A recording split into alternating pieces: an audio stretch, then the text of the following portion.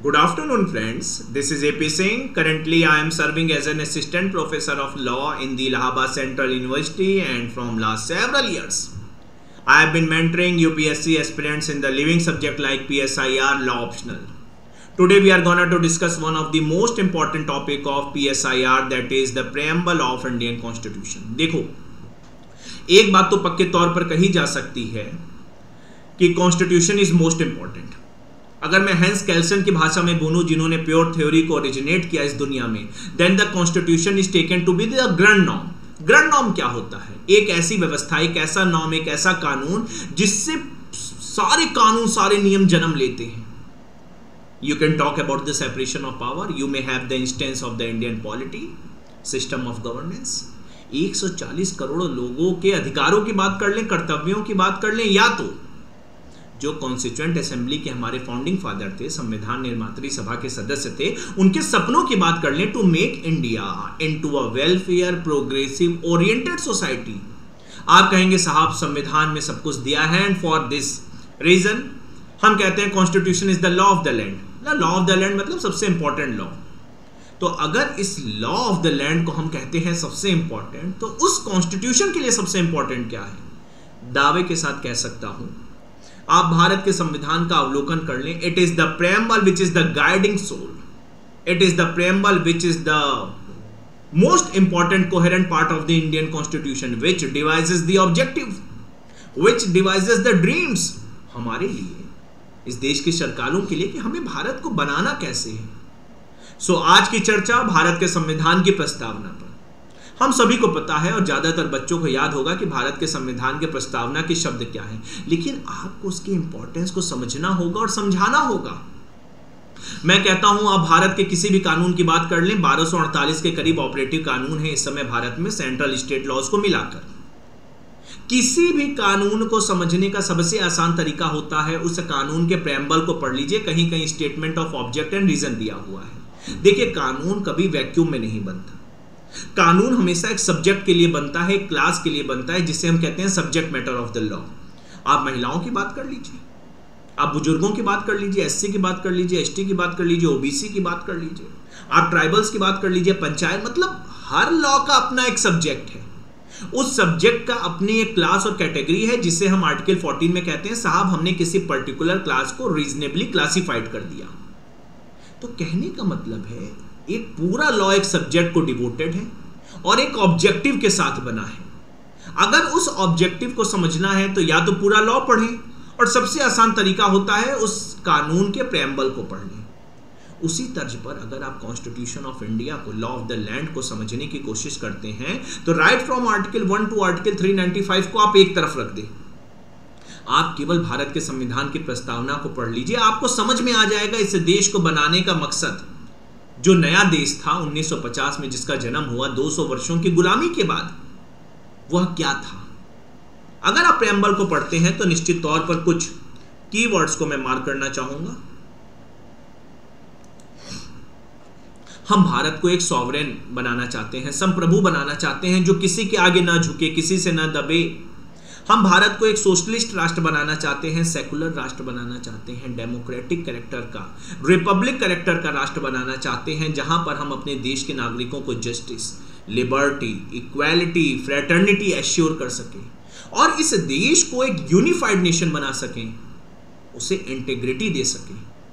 Because of this unity and integrity हम कहते हैं साहब we are the federal nation. हम एक संघात्मक व्यवस्था है, लेकिन यूनाइटेड स्टेट्स ऑफ अमेरिका वाले नहीं। वहां पर राज्यों को छूट है कि वो स्वयं के अस्तित्व को, एग्जिस्टेंस को अलग कर दे। हमारे देश में किसी भी एक राज्य को यह परमिशन नहीं है कि वो भारत संघ से खुद को अलग कर दे। क्यों? क्योंकि हमारे देश के संविधान की प्रस्तावना कहती है कि भारत हमेशा यूनिफाइड रहेगा, भारत हमेशा इंटेग्रेट रहेगा।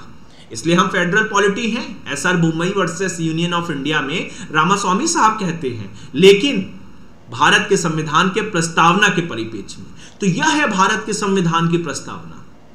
इंटरव्यू बोर्ड, सामान्यतः अगर आप टॉपर्स के इंटरव्यू पढ़ेंगे तो इंटरव्यू बोर्ड का यह फेवरेट टॉपिक रहता है कि साहब आपने भारत के संविधान की प्रस्तावना को किसी टेक्स्ट बुक से याद कर लिया, पर्पस क्या है, कैसे बतलाओगे कि what are the purpose of the preamble of Indian constitution. मेरी नजरों में भारत के संविधान की प्रस्तावना के 3 पर्पस हो सकते हैं जिस पर भारत की सर्वोच्च न्यायालय सुप्रीम कोर्ट मोहर लगाता है।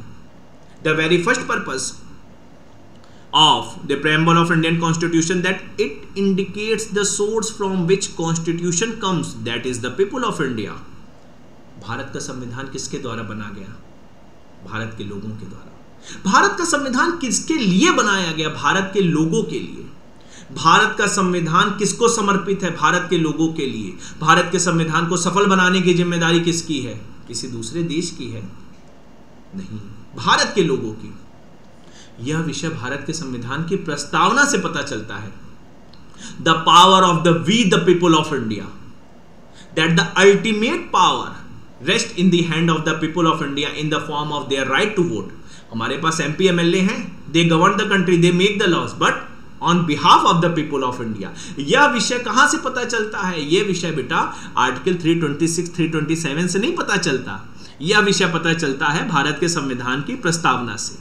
दूसरा विषय, it contains the enacting clause. अब इनेक्टिंग क्लॉज मतलब क्या होता है? It usually describes the source from which law claims to derive its authority. आप साहब कहते हैं कि इस देश में जो कुछ भी होगा that should be constitutionally valid. आप यही ना कहते हैं?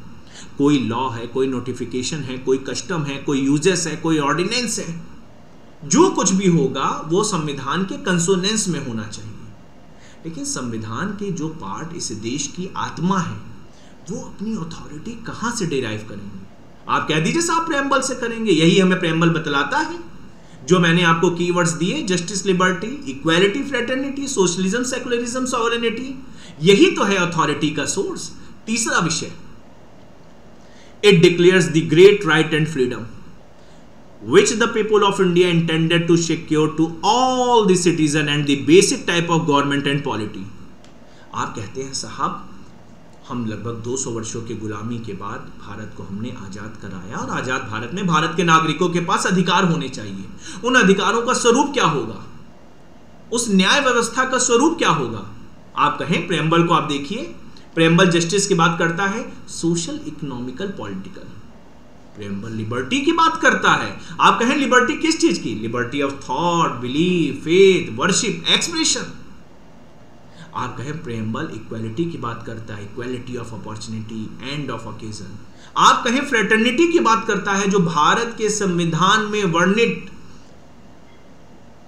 राइट टू रिलीजियस फ्रीडम और सेकुलरिज्म की आत्मा है। बंधुत्व, सेकुलरिज्म क्या है? अरुणा रॉय में भारत के सुप्रीम कोर्ट ने कहा कि सेकुलरिज्म का मतलब है fraternity. S R Bommai versus union of India में भारत के सुप्रीम कोर्ट ने कहा कि सेकुलरिज्म मतलब है fraternity, to make secular principle as a part and parcel of the life of Indian citizen. जहां सरकारों को कुछ न करना पड़े, हमारे आपके जीवन का एक कोहेरेंट पार्ट हो। फ्रेटर्निटी कहां से पता चलेगा? भारत की संविधान की प्रस्तावना से।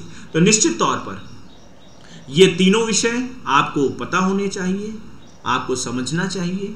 ये आपकी मदद करेंगे पूरे संविधान को समझने। चलिए आगे बढ़ते हैं। अगर हम भारत के संविधान की प्रस्तावना के प्रेम्बल की बात करते हैं और अगर हमने सुप्रीम कोर्ट के जजमेंट्स को रेफर नहीं किया तो यह अन्याय होगा और हमारा आंसर हमेशा इनकम्प्लीट माना जाएगा। इस कड़ी में सबसे महत्वपूर्ण जजमेंट 1960 में बेरूबरी का आता है। बेरूबरी के केस में निश्चित तौर पर भारत और बांग्लादेश की बाउंड्री का डिस्प्यूट था। यह विषय भारत के सुप्रीम कोर्ट में विचाराधीन था। भारत के सुप्रीम कोर्ट में बेरूबरी के केस में जस्टिस हिदायतुल्लाह साहब थे, जस्टिस गजेंद्र गटकर साहब थे, सिन्हा साहब थे। उनसे एक गलती हो गई भारत के संविधान के प्रेम्बल को समझने में। 1960 के दशक में हमारी सुप्रीम कोर्ट, जिसे हम गार्डियन ऑफ द कॉन्स्टिट्यूशन कहते हैं, जिसे हम संविधान का फाइनल इंटरप्रेटर कहते हैं, उसने कहा that preamble is not the part of the constitution. उन्होंने कहा नहीं साहब, प्रेम्बल पार्ट नहीं है। उन्होंने कहा जब हम सब्सटेंशियल पावर की बात करेंगे तो it has already been provided in the main body part of the constitution, तो प्रेम्बल में नहीं है। हाँ, निश्चित तौर पर गजेंद्र गटकर साहब ऑथर थे बेरूबरी के, उन्होंने कहा कि प्रेम्बल की इंपॉर्टेंस है। अगर कहीं कंफ्यूजन है संविधान के दो प्रोविजंस में, when there will be an ambiguity between two terms of the provision of the constitution, then the aid of preamble can be taken for sake of interpretation, लेकिन उससे ज्यादा कुछ नहीं। लेकिन यह दौर था 1960 का, देश को आजाद हुए केवल 10 साल हुए थे, इंटरप्रिटेशन का दौर चल रहा था संविधान के। उसके बाद एक बेहद इंपॉर्टेंट निर्णय आता है जिसे हम जानते हैं केशवनंदा भारती केस 1973। वो ऐतिहासिक तारीख थी 24 अप्रैल 1973 को, जब भारत के सुप्रीम कोर्ट ने संवैधानिक बेंच के माध्यम से निश्चित तौर पर भारत के संविधान के प्रेम्बल पर एक बेहद अहम टिप्पणी की। जस्टिस सीकरी साहब, जिन्हें हम इंस्पिरेशन के रूप में भारत के संविधान में पढ़ते हैं, पेज नंबर 1463 पर उन्होंने एक हिस्टोरिकल कमेंट दिया जो जजमेंट का पार्ट बना। उन्होंने कहा that the preamble of Indian constitution is the most enshrined and most important part of the Indian constitution. और जस्टिस सीकरी ने कहा कि अगर भारत के संविधान को पढ़ना है, then the constitution must be read in the grand and noble vision which have been enshrined in the Indian constitution. अगर संविधान पढ़ना है तो प्रस्तावना के चश्मे से पढ़ो। ऐसा मैंने नहीं कहा, ऐसा जस्टिस सीकरी ने कहा। और जस्टिस सीकरी ने तो यहां तक कह दिया कि भारत के संविधान की प्रस्तावना भारत की विधायिका के ऊपर प्रतिबंध लगाती है, that it imposes an implied restriction upon the power of the legislature of this country, that legislature of this country, that is the parliament, can amend any part, any provision by virtue of article 368, but it cannot distort the basic structure of the constitution। क्या है basic structure? जो मैंने आपको बताया, वही justice, liberty, equality, fraternity, socialism, secularism, यही तो है बेसिक स्ट्रक्चर। तो यह विषय भारत के संविधान की प्रस्तावना से केशवनंदा भारती में भारत की सर्वोच्च न्यायालय ने इस देश के सामने रखा। और निश्चित तौर पर 1973 के बाद we have so many of judgments of the honourable supreme court, जहां पर प्रेम्बल की सहायता को लेकर एक नई व्यवस्था को एस्टैब्लिश किया गया। एग्जाम्पल के तौर पर मैं आपसे रणधीर सिंह का केस ले सकता हूं। Randhir Singh versus union of India का केस 1982 में आया था, ऑनरेबल सुप्रीम कोर्ट का है, जिसमें जस्टिस चिन्नप्पा रेड्डी ने equal pay for equal work को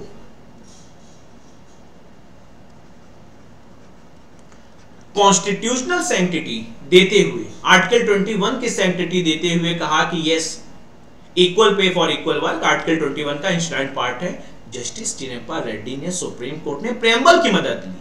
तो निश्चित तौर पर यह बात तो तय हो गई कि प्रेम्बल भारत के संविधान का अभिन्न हिस्सा है और उसकी मदद ली जा सकती है, और वही संवैधानिक निर्माताओं के सपनों को जानने की ये कुंजी है। हम कहते हैं ना that the preamble is the key to open the mind of the framer of the Indian Constitution। तो उस पर एक आधिकारिक मोहर लग गई केशवनंदा भारती से। एक बेहद महत्वपूर्ण विषय आता है कि कैन प्रेम्बल बी अमेंडेड। इसका जवाब भी Kesavananda Bharati versus state of Kerala में सुप्रीम कोर्ट ने अपनी संवैधानिक बेंच के माध्यम से दिया। सुप्रीम कोर्ट ने कहा यस, हम प्रेम्बल को संविधान का पार्ट मानते हैं, और जिस तरह संविधान के दूसरे पार्ट्स में अमेंडमेंट किया जा सकता है, संशोधन किया जा सकता है, प्रेम्बल में भी किया जा सकता है, but subject to one limitation, that the parliament can not distort the very basic values, basic structure of the constitution.